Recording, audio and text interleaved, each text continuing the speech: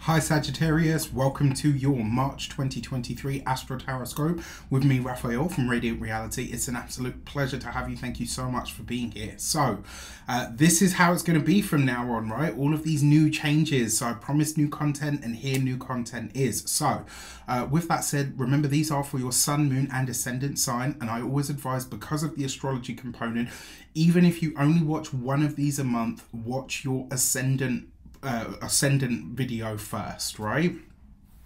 Your sun and your moon are still going to be relevant, but you know, maybe not as accurate, because obviously I'm incorporating a lot more of the astrology. So you're always going to be wanting to look for your ascendant sign first, then to a lesser degree your sun and your moon, okay? But they'll still be very relevant. With that said, remember they are general readings. Not everything's going to resonate with everybody, and that is just fine by me. You should always use your own discernment. Before we start, as always, I would like to bless my decks of cards with all forms of love, light, peace, prosperity and abundance. And I pray that the messages that come through are ultimately clear and concise. They help you on your path to your highest vibrational good. So I'm going to pop these to the side. We're going to start with your biggest 3 transits of the month, right? So first and foremost, Saturn is going to be moving on March the 7th into the sign of Pisces, which for you is going to be into your 4th house of home, property, family and real estate. Okay, so as Saturn moves into the sign of Pisces, Saturn structures, boundaries, limitations, the energy of hard, slow, steady, sustained effort is moving into your sector of home, family, property. What this means is you could feel, or you could experience this over the next 2.5 years. Maybe you're working on improving your home, right? So maybe you start works over the course of, you know, maybe you start them this month, and maybe these are long works, you know, things that you start to really improve your home slowly but surely, that you're adding things. With the way that things are going and the way that the world is being shaped at this moment in time, if I could offer you a bit of unsolicited advice, make sure if you're going to be improving your home, start adding things like solar panels, start adding things that are going to take your emissions and your energy consumption off. If you can find a way to get yourself to being as energy efficient or as off the grid as possible, I would also advise that. There are so many different ways that you can do it. Yes, they are pricey, but I would advise that you start moving towards this now so that you don't get caught out by the end of the decade. Now, that being said, you know, that aside, it could be that home or family becomes a bit more of a burden right now. This could be where you start to really feel that the familial ties that, you know, become the ties that bind, become things that are a little bit heavier than usually you're used to, or that you would like to have as an experience. The other thing as well, the 4th house is your deep emotional sort of outlook and foundational makeup. And it's your ancestry. This could be where you start to do some really deep processing of the familial wounds or challenges or issues that they've given you. It could also be that the 4th house, you know, your home, family, property, ancestry, suddenly start to become more important or more demanding of you and your time. Now, Saturn itself is a very spiritual energy, and so is Pisces, right? So this does suggest that you could find some deep spirituality in there. Now for this, you've got the 3 of Cups, you've got the Queen of Cups, and you've got the 8 of Swords. So interestingly enough, I see the 4th house as mother. Some astrologers see 4th house as father and the 10th house as mother. I see them the other way around. It's just a feeling that I have. That's interesting because the Queen of Cups is the archetypal mother and wife. And so maybe the mother becomes more of a burden. Maybe her health starts to fail and she needs more of your support. It doesn't have to be for life or that it's going to be horrible or, you know, ending anything. It could just be, you know, maybe she has an operation. Maybe she, you know, like, and needs more of your support. It could be emotional or moral support. Absolutely. It doesn't have to be the scary stuff. Now, it's interesting to me because the 3 of Cups is a reunion card. This is a get together, a reunion, a coming together. Then you've got the Queen of Cups. So this could be reacquainting with or reuniting with a mother, a maternal figure in your world or in your life. It could just as easily be reconnections with your mother's side of the family that have a really profound effect on you, but also feel like a burden in some way, shape or form. That Eight of Swords is a card of restriction and confinement. And so, you know, the fact that it shows up here, I'm kind of, you know, for me, that really speaks very much of this kind of energy. Another way that this could play out for you as well is that the enjoyment that you get from the family seems to be a bit further and farther between. So the second big transit of the month for you, for all of us, should I say, is taking place, is Pluto, the Lord of change, power, transformation, destruction, the revealing of pure potential or power at the base level of something, is coming into the sign of Aquarius. Now, this is a big deal because it's just going to kind of, we're just getting a taster. This is like a little amuse-bouche.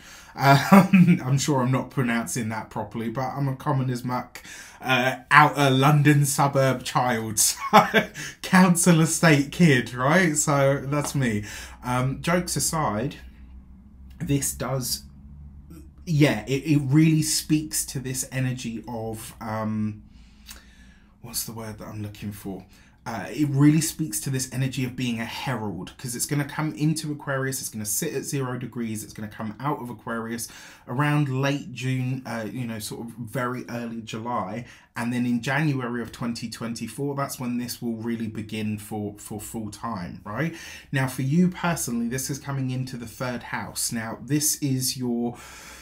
It is your daily sort of habits, but it's not like your daily routines. That's more, you know, the drudgery, the job, the grind, washing the car, cleaning the whatever. The 3rd house is more your environment and your neighborhood. It's, you know, your local shops. It is the websites that you go on every single morning when you wake up scrolling on your phone. It's the things that, you know, the places that you like to go to read your articles. It is where you do your shopping. It's your communications, conversations.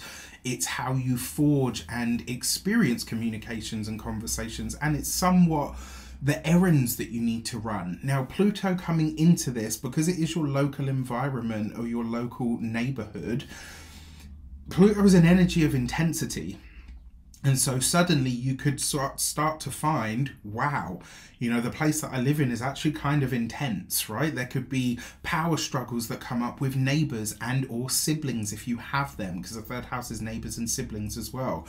This could be where maybe you look at your local environment and say, you know what, I'm not really sure I like where the town is going at this moment in time. You know, I think everybody's going to be having a little bit of that feeling for the next 20 years, regardless of whether this is a 3rd house transit or not.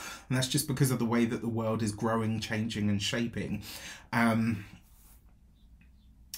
I'm going to refrain from a soapbox moment there. I was going to go on a bit of a tirade, but I won't.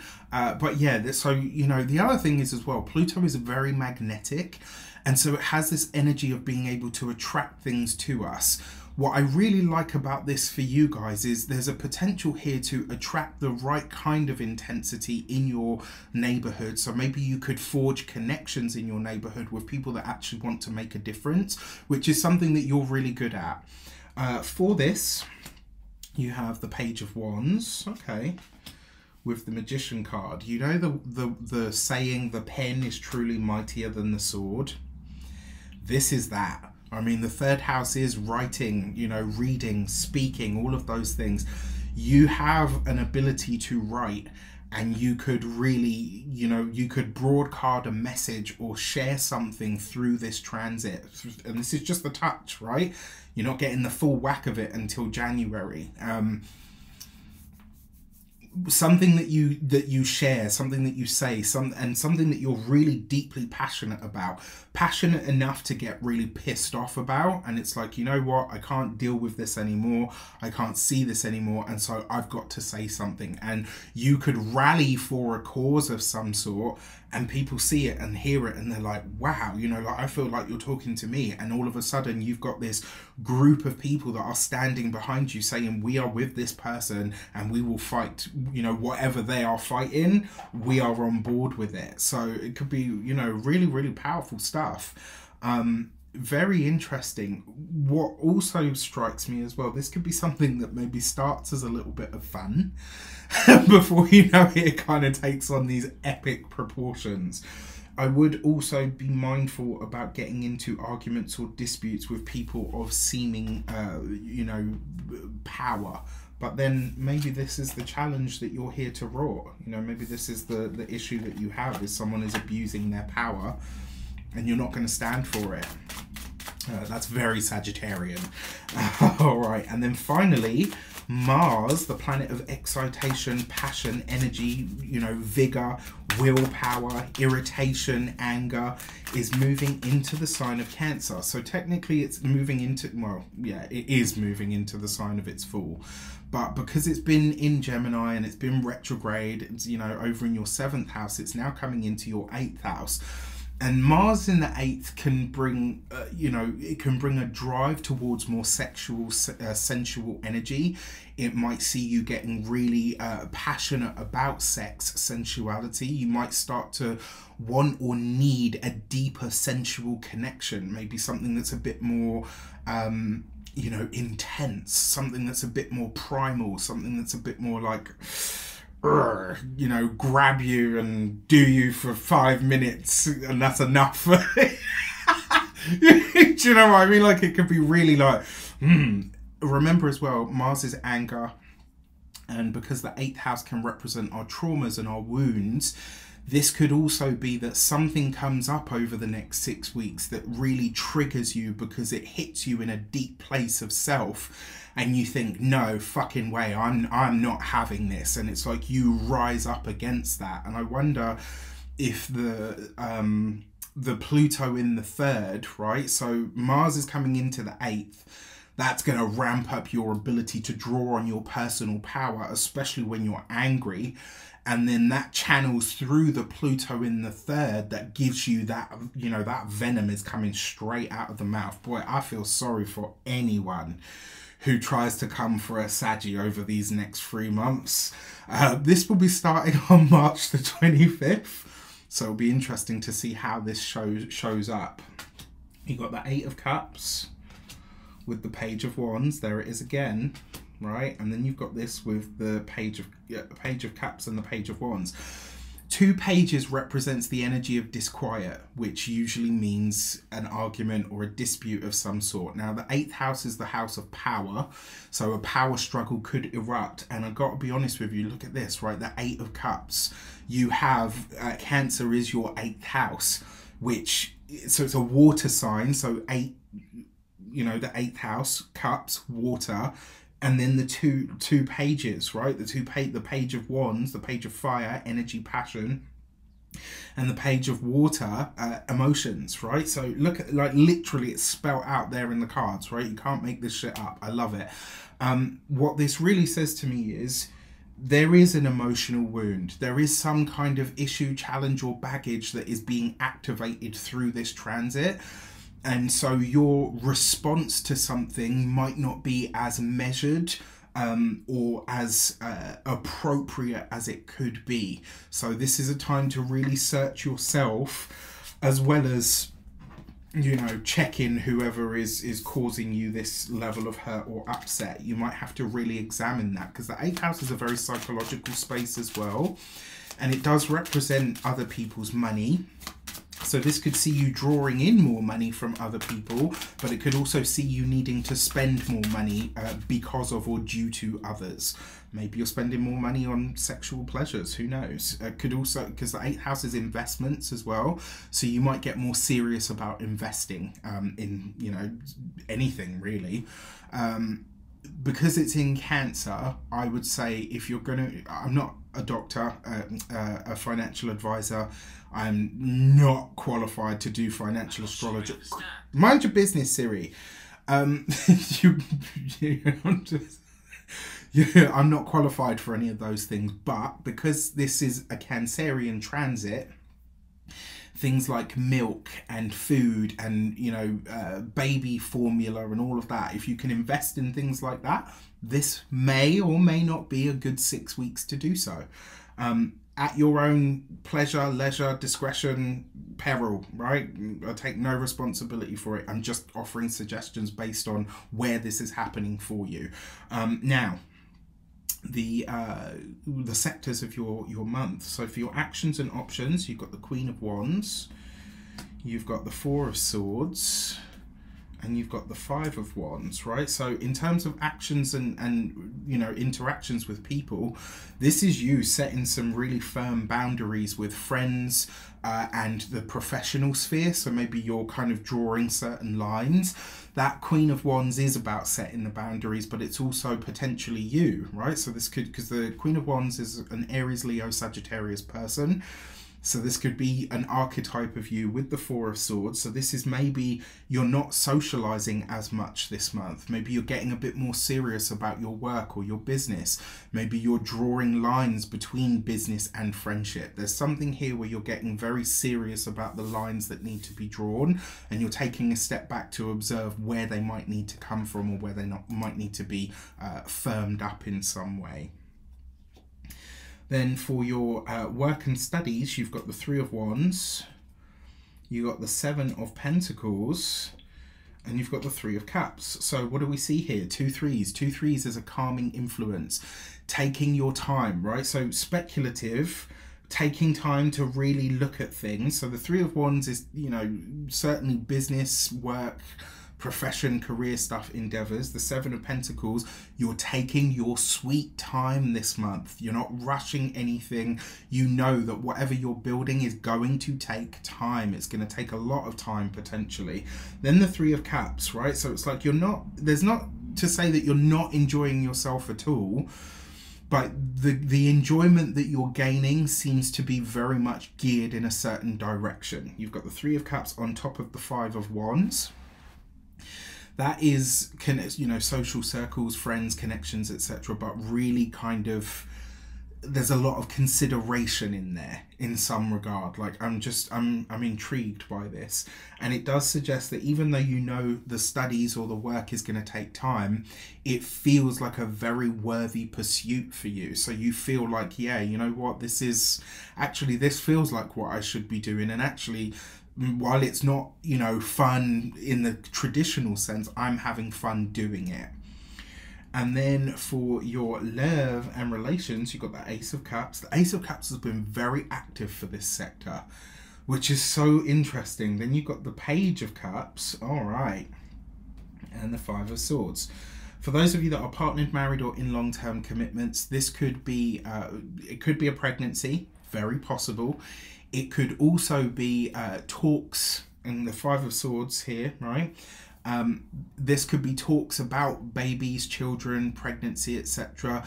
And you're kind of, one of you is in for it and one of you is kind of like not.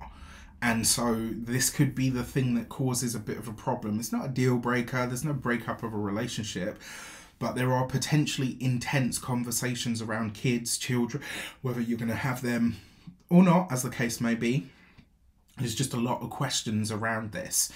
For those of you that are single, definitely potentially new love. I am going to say with that Five of Swords and the Page of Cups, there's two ways this could show up. One, you're not really seeing the person as objectively as you could be. Two, you might not be able to see that this person has some very obvious flaws, but you're so enamored by them that you kind of gloss over those. Be mindful of that, because obviously it can come with a rude awakening later on, right? And then finally, for your money and materials, you've got the Seven of Swords with the Tower, okay, and the Ace of Pentacles.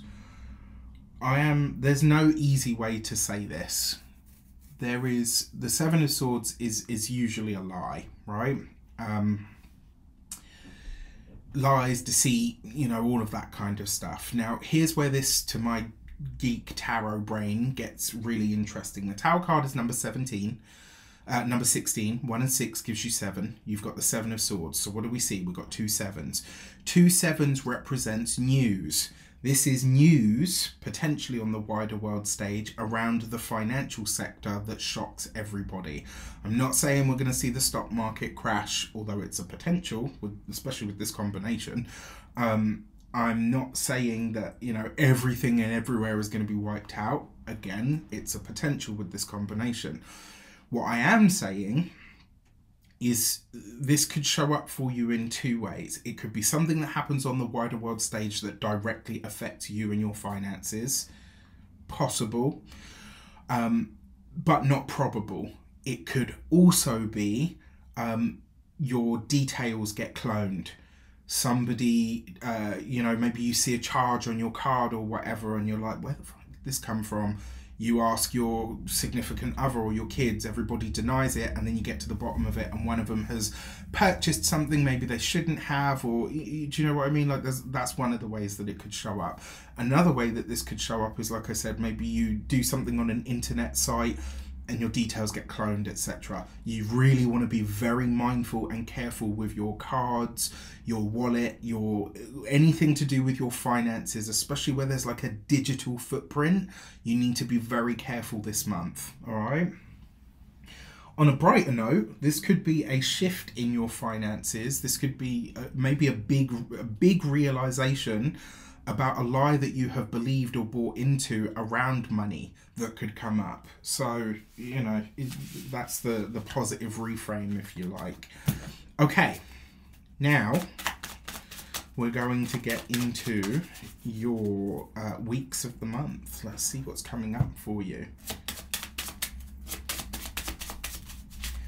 So for the first week of March of 2023, you have the Tree of Life. This is like my favorite card in all of my decks, I have to say, aside from the Supernal Triangle, because, you know, because. All right, so you've got the Tree of Life. This is divine intervention and assistance, right? And so if there's something that appears to be closed off from you in this first week of the month, and you think, oh, fuck, you know, I put a lot of time, effort, and energy into this, I can't believe it's not happening, whatever it might be, just trust that it really is the universe saying, I've got your back, and this is not for you, all right? Another way that this could show up is you find yourself in the right place at the right time. This first week of the month, I want you to kind of allow yourself to be wherever you feel like you're being pulled. And if there is a delay, just kind of say to yourself, okay, I'm obviously supposed to arrive at a different time. For the second week of the month, you've got the Moon card. So revisiting the past here in potentially a very spontaneous manner. Maybe you bump into somebody from your past. Maybe you are invited to speak at a place that you worked. Maybe you get a call from an old boss. Like, whatever it is, it will be for your highest good, but the past is coming back into your world for some reason. For the third week of the month, you have the Chariot card. So March, the third week of March is going to be a very dynamic week for you. It's possibly going to come with as well some kind of travel. I wouldn't be surprised if, like, you're called to do some kind of traveling, or maybe it just shows up for you almost spontaneously. And because you've got it next to the Moon card, maybe you're taking a trip or a journey down memory lane to a place that you've lived before, you know, etc. And then for the fourth week of the month, you've got the Hermit card. This, I think, is you taking a break and taking some rest at the end of March to kind of go, whew, okay, like you're taking a breather. And to be honest with you, I think we're all going to need it, right? I mean, we've just all been kind of burning bright and hot for quite a while now. Like, it's great that we've got so much forward energy in the planets, but obviously, you know, we're used to, and certainly over the last couple of years, we're so used to a slower pace and so much retrograde energy and stuff that it's like, whoa, okay, this is, you know, seems to have hit everybody quite hard. Okay, so your jumping card there for your full moon on March the 7th in the sign of Virgo for you is in your 10th house, right? So this is, yeah, in your 10th house of career, social status, public standing, how you're seen in the world. And look at this, right? You've got the gate 33 and looking back. And what is the message behind the dragonfly? It's a message about immortality to start with. Your 10th house is about your legacy to the world. So whatever you're birthing or bringing into the world at this time, this could be something that you go forward or go on to be really known for, something that you really are sharing with the world. Full moon, a revelation, right? A sharing, a revealing of sorts. I'm not going to go into too much depth here, because obviously you're going to get your full moon and new moon lunar reports, right? So for your new moon on March the 22nd, you have the gate 30 and holding.